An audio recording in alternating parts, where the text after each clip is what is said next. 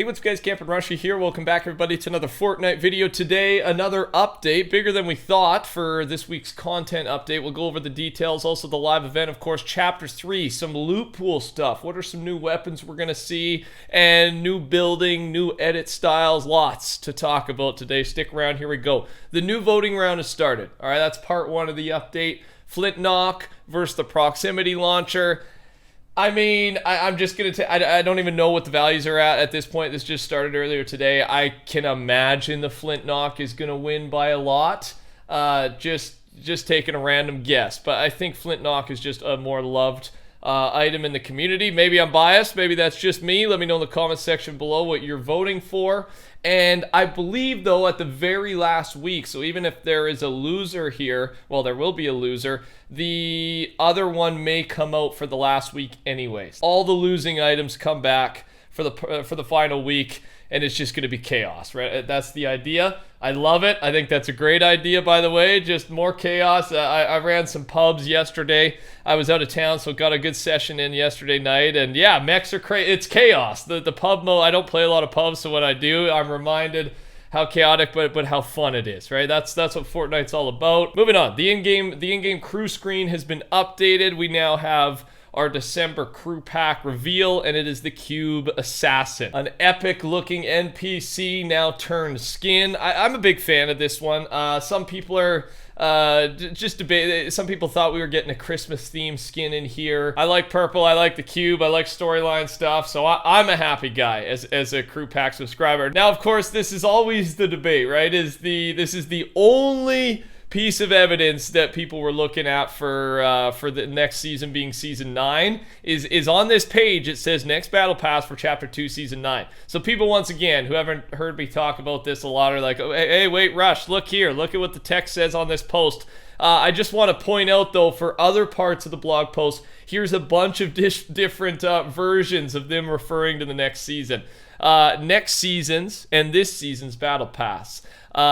Next season's active subscribers during the next season, right? They're constantly and then that season's battle pass. They're constantly referring to the next season without a number, without a specification. And remember, guys, we have the chapter 2 finale loading screen. Unless that is the biggest distraction of all time and they're faking us out, that to me is proof, right? When the live event is called the chapter 2 finale, I think we can assume chapter 3 is coming next season. So I just see a lot of you guys tweeting at me, so I want to minimize your concerns, all right? Chapter 3 is coming. New blog post announcement. Strike from the Shadows week. Starting in 4 hours. It's already started. Ends on November 30th. Paper Bomb, Kunai, and the Shadow Stones are all over the place, all right? Way more of them are spawning now. There's also more Shadow Floppers that can be now found on land. That's the theme, all right? This is Wild Week number 1. Let me know your thoughts. Yeah, I guess it gets even more chaotic, right? From my session last night, we're going to even have more chaos tonight. And again, I'll update you once we know what our next Wild Week is. The Guava event fort is now at stage 2. This new base is being constructed near Pleasant Park. This will be an important part for the live event. All right, I will. We did a couple. We released a little spoiler the other day. I won't talk about it in this video just because I always give warnings or whatever. Before we talk about spoilers, there's a few more spoilers attached to this fort. We may talk about in this upcoming week. So make sure to subscribe, turn those noties on. I'll always warn you though. So if you don't want it spoiled, I won't surprise you, all right? I won't surprise you by ruining the event. That's not what I'm here for, all right? I'm here to make you happy, not make you sad. So, but yeah, this is going on. It's obviously a big deal. I think a lot of the live event is going to play out around here. At least one of the 7 phases we know is, right? There's 7 phases during this live event. For comparison, there was 5 during the finale event last season. Moving on to the foundation. I loved this. I always ask you guys, leave comments down below. You're smarter than I am. Not all of you. I'm not going to give it to all of you, but there's some people out there that are smarter than me, so I want your opinion, and here was one that I liked. I think that the Foundation's sacrifice will be trapping himself in the loop. We know that this is his biggest fear, as stated by the Batman Who Laughs. This would then allow him to become a skin, since skins are only of characters stuck in the loop, as seen with Agent Jones. We finally got him as a skin in Season 6 because he finally got stuck in the loop. And I like this one because there's been a disconnect for me. All right, we know we're inferencing based on evidence that the Foundation is going to sacrifice himself during the live event for the betterment of us, right? Of our reality, our next reality, whatever. But at the same time, that led us to think, okay, then is he going to be an item shop skin right before the event, or is he too big of a deal for that? A lot of people are saying he's too big of a deal for that. He needs to be in the Battle Pass, right? A Tier 100, a Tier 1 Battle Pass skin.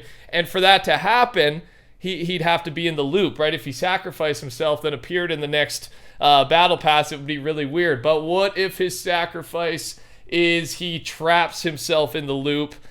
That kind of connected it together for me. So I wanted to put this comment out there because I think it's a smart comment, and it kind of makes the puzzle fit together pretty perfectly. Breaking: Harmonix has been acquired by Epic Games. Harmonix will now work with Epic to create musical journeys and gameplay for Fortnite.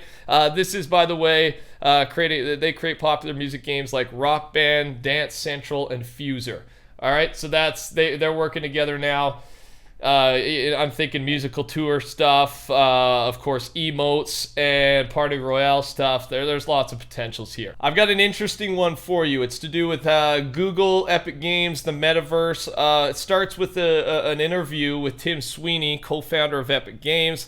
And what is the metaverse to you? Like, we hear this term constantly, and it's hard to fathom. His opinion on it: it is the real-time 3D entertainment experiences that are social. It's you and your friends together in a 3D world, having fun in a lot of different ways. You can play in Battle Royale, going to concerts, dancing, standing around chatting, all sorts of social interactions we can have in real-time 3D together with our group of friends. What are some of the biggest hurdles to making the metaverse happen? The metaverse isn't going to be created by one company. It will be created by millions of developers, each building out their part of it, and now their challenge is building the economy. In order to have millions of devs building for the metaverse, you need to have a business where they can make as much or more money from that effort, developing software to support their businesses. We need to win the fight against platform monopolies because Apple and Google currently have rules in place to prevent the metaverse from existing on the Google Play Store and on iOS, right?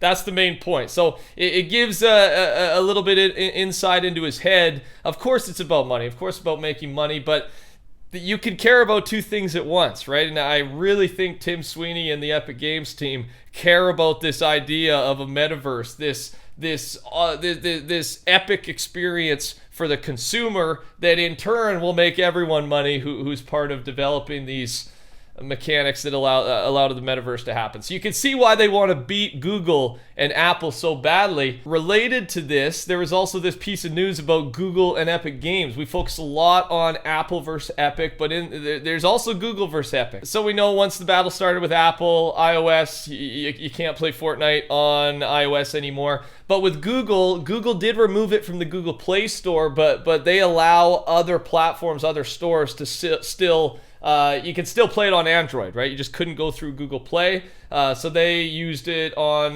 Samsung instead. But however, in the background, Google formed a special Fortnite task force to tackle the issue of Fortnite skipping payments to Google, according to newly filed court documents. They're just as passionate about getting their cut as Apple, of course. One of the goals of this task force was they ultimately wanted Samsung to stop allowing Fortnite to do this, right? And we know Samsung and Epic have a great relationship. They've done so many collabs together over the years.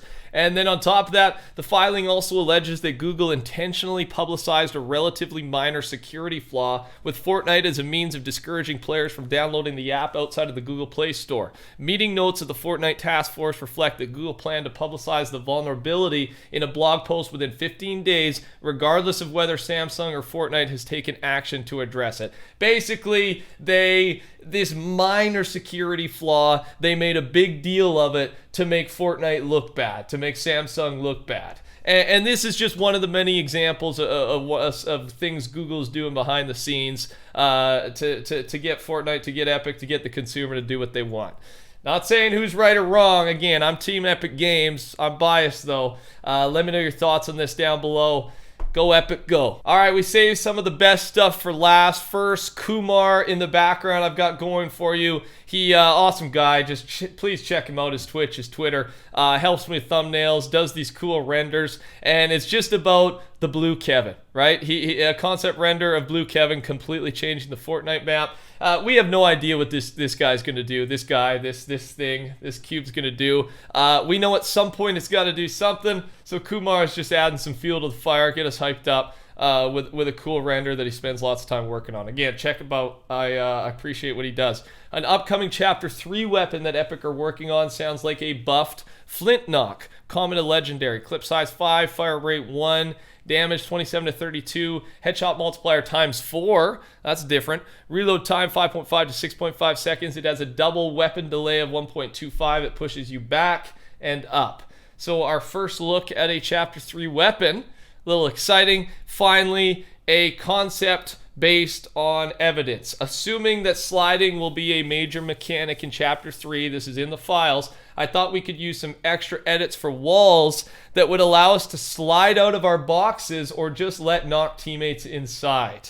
And this is like a really big change, or I don't know, almost seems like a minor change that would have big impacts in the ways that that battles, that box fights are played out and fought, right? You make a single box edit, you slide underneath, and you headshot the guy as you come up on the other side of the wall. Like it's just, it would be fun, I think, or frustrating. Depends what side you're on. Let me know your thoughts. Take care. Talk soon. Goodbye.